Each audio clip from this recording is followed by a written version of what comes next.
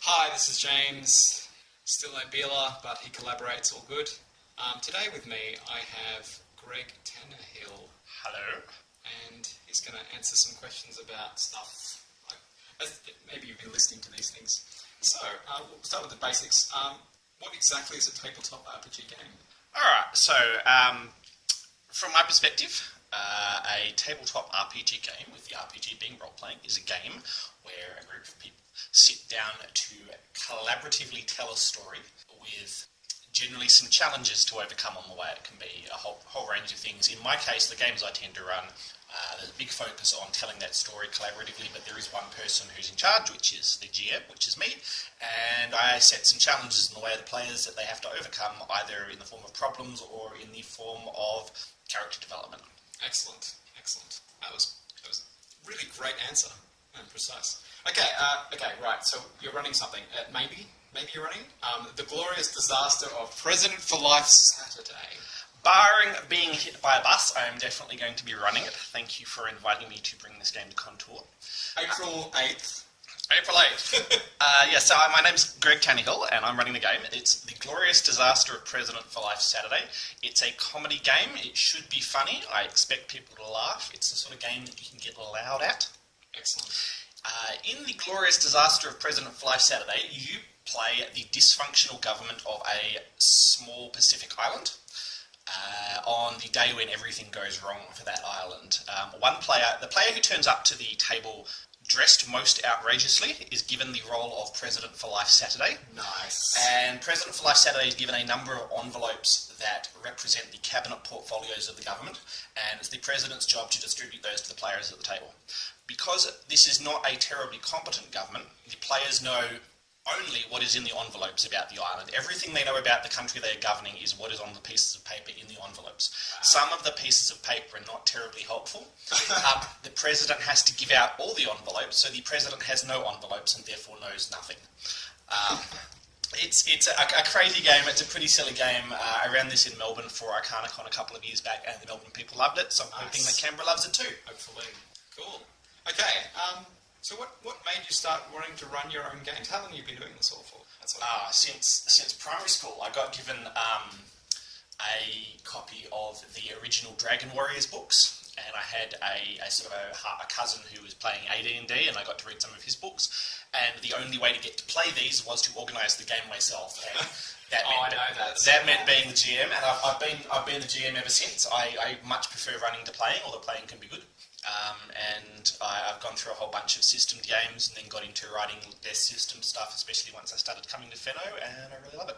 So you have a fondest role-playing memory of those back in those times, or they've been more recent? The fondest game I've ever run was a long-running 7th Sea game where we had a rotating cast of characters. Every session was a single session, and whoever turned up was in that story. But the stories went together like episodes of a TV series to make I want to do that for such a long time. Yeah, that was a lot of fun. But look, the most valuable memory is that the best role-playing memory is when you run a game and someone cries. For good reasons. Goodness. If they cry because you ran a terrible game, that's not a good reason. No. But that's so valuable. That's just like, I couldn't have done that any better. That's the best redemption of the game. Great. Right. Wow. We're zooming through these questions. We're just going to ramble at the end. It's going to be fun. Good. How important? Speaking of games, how important are gaming conventions to Canberra? Sadly, I don't think Canberra thinks that gaming conventions are as important as they could be, like Canberra the city. To the Canberra, I could talk more about that, but to the Canberra gaming community, I think they're really, really great. We've obviously got a few of various kinds in Canberra. We're very Not enough. No, we're overrepresented for both conventions and gamers, I think, in Canberra because of our demographic. And obviously we're talking about Contour, and Contour is a very special convention that I've had so far 100% positive experiences with. And it's a quite short convention, and it's really good to be able to go to that. We've also got, obviously, Phenomenon in Canberra, and Phenomenon is the best gaming convention I've been to in Australia. Contour will get there. Yeah. No, it's big, and ask me in 20 years maybe. But for the sort of gaming I want to do and the sort of games I want to run, they're really important because they give people a chance to share ideas in a way that's talking about games and discussing games face to face on the internet, that's great. You can get a lot done there, but really you have to show the games and get people to play the games. Sure do. And Phenomenon does a pretty good job of promoting quality and recognising quality, and I might just say that because I'm running there, I don't know. They sure do. Go Pheno as well. Yeah, this year's triptych looked really great, and I'm hoping to really see some new ideas there. It's going to be really good.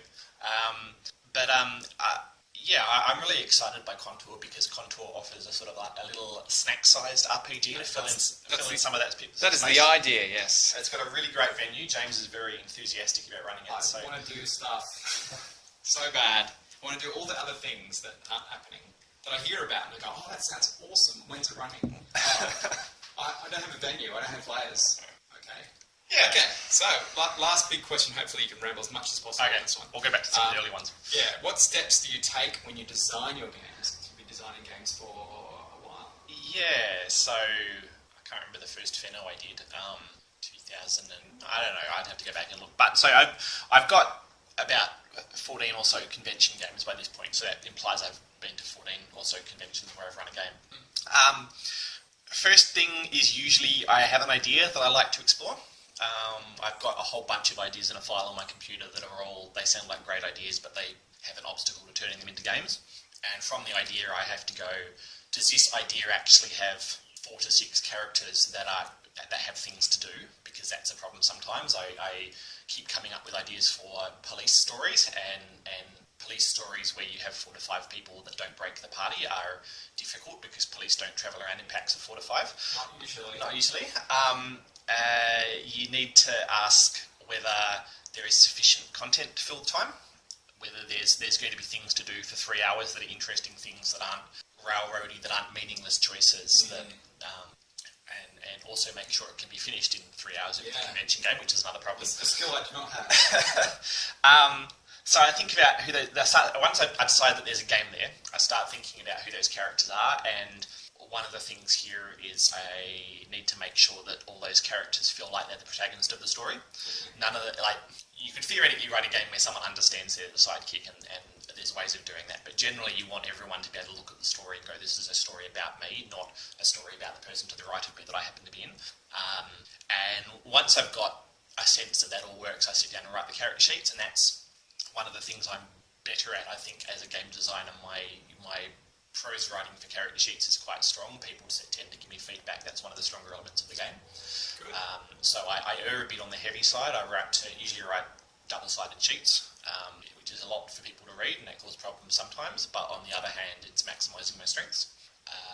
Then I start fleshing out exactly what's going to happen over the course of the game. I tend to write it as a 2-act or a 3-act structure and think about what's going to happen in each act. If it's a 2-act game, I tend to have a time break in the middle where they're separated by, and then some stuff happens and you come back at a later period, whereas traditional 3-act structure is the first act, which tends to be the first hour and 10 minutes of the game, is anywhere up to the first hour and a half sometimes because you've got rules in there, but is the introductions of everyone and building rapport between the people at the table and making them care about each other, which is important for the cathartic games I tend to run.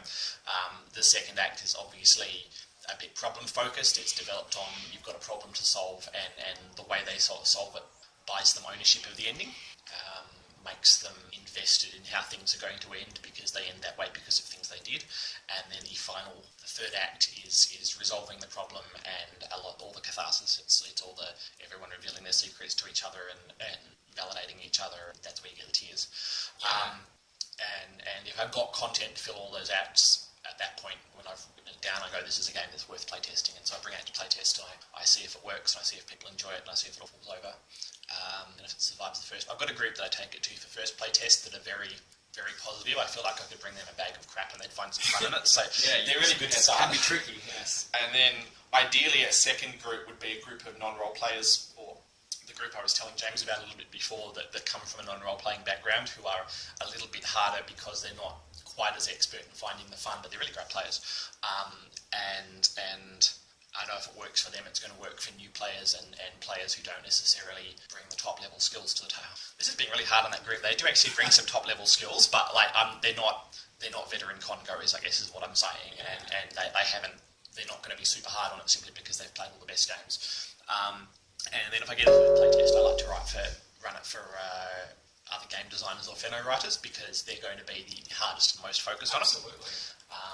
And you can take the best game ever written before a group like that, and they'll find 10 things that they're a bit meh about. Yeah. And then if I'm not devastated as a human being by that, and don't want to just crawl into a hole and die, then I bring it to Fenno. Great. Or sometimes it's just too late and I bring it to Fenno anyway. Yeah, too late. But tends to happen okay. People come along, people sign up. Yeah. I mean, even my games that are least well received, there's always at least a couple of groups that go, man, that was amazing, I want more. Yeah. And it's like with any piece of art, like you're not going to expect that please 100% of people, because no piece of art has ever done that. Never going to happen. But I count it a win if I either please most of the people or I please some of the people so much it's their favourite thing convention. Either of those is a win for me. Awesome. I think we're kind of done. What do you reckon? Got any questions for the listeners out there, maybe? Chris, they can't talk back to me. They're going to read it up. They can comment on something, or they're going to comment on the thread. I see. I don't know. I guess if you're readers listeners who have played some of my games before, I'm always interested in hearing what people want to see more of, what aspects of games they never get tired of, because when I'm writing often I go, I can't do that again, I've done that already, and people are like, no, I want to see that again. See it again, yeah. I get, sometimes I'm like, is it really going to be 5 people that learn and grow as characters and share some revelations again? Isn't that a bit done? Okay, I've actually got a final question. Why do you limit yourself to the tabletop, the 3 to 5 players? So I've thought about LARPs and bigger things or smaller things. Smaller thing. I've got a game that I trot out sometimes for 2 players that I wrote before I started doing conventions. That I don't think I'm as good at running it anymore, because I don't get the same results. It's a horror game, and when I first started running it, it was very effective. And for the groups I've run it for more recently, I haven't had that response. So I think I've possibly grown out of that game. But running for smaller groups is poor returns in terms of. It takes the same amount of work as designing a 5-player game almost, and vastly less people are going to play it. Yes. On the other hand, they're interesting because more relies on the players. Good players get more opportunity to bring things to the table. It's even more collaborative than the 5-player sort of variant. Definitely. But diminishing returns. Conventions won't run them. There's not a platform for them. For LARPs, anything from 9 players upwards. As a design challenge, they're fascinating, and because they use a lot of character sheets, they do play to some of my strengths.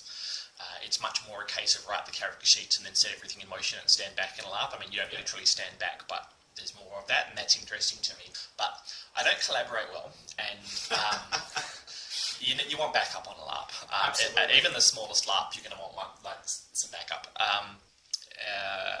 And again, diminishing returns. I mean, I guess it's not that less players play it, because if you write for 25, and you run it once, that's like running 5 sessions of something else. But it's a lot of work for something I'm going to run maybe twice ever. Yeah. Best case scenario, I run it 2 sessions at Fenno, and then I take it to another con and I run it 2 sessions and it's done. And maybe 10 years later, I trot it out for 1 more session. Great. So you've never written a LARP? No. I keep saying I'm going to. And then the other thing is, if I write a LARP for a convention, I'm probably going to be doing that instead of running a tabletop game, so it's taking up a lot of something else. Of course. Okay, thanks for that, Greg. We still haven't worked out an outro. Any ideas? We've sort of just ramble on the end and go... Well, you need to do the thing. So you should be going... So I'm James Fellows. You've just been listening to a interview with Greg Tannahill for the upcoming Contour. Contour is the 8th of April. It's going to be a great time. At 3:06? Register by... Do it now. No, but how do you register? You send me an email. What's your email address? james.fellows@gmail.com. There we go. Amazing. Thanks, Greg. Thank you. Bye.